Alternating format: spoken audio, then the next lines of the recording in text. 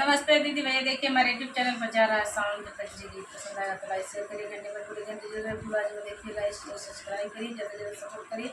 Share करिए, comment box में बताइएगा आपका जी गीत कैसा लग रहा है। पिया बड़े परदेसवा ना कजरी कैसे सुनाई ना, पिया मोर बस परदेसवा ना कजरी कैसे सुनाई ना, सोने के थाली में जेवना परसलो, सोने के थाली में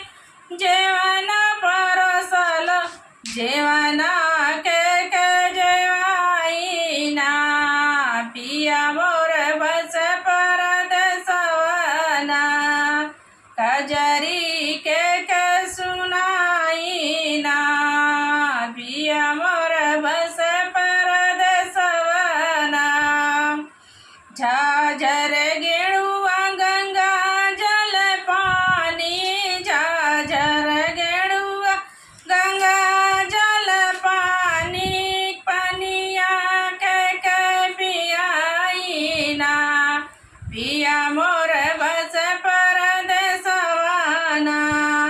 कजरी के सुनाई ना, कजरी के सुनाई ना, लवंग हिलाची के बीरा जोरवलो, लवंग हिलाची के बीरा जोरवलो, बीरवा के कुचाई ना, बीरवा के कुचाई ना,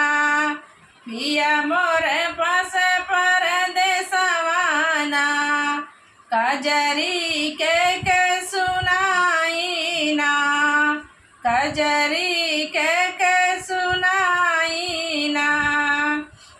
पिया मोर बस परदेसवा ना, फूलवा ही चुनी चुनी से जल गवलो, फूलवा चुनी चुनी से जल गवलो, से जिया कैसे सुताई ना,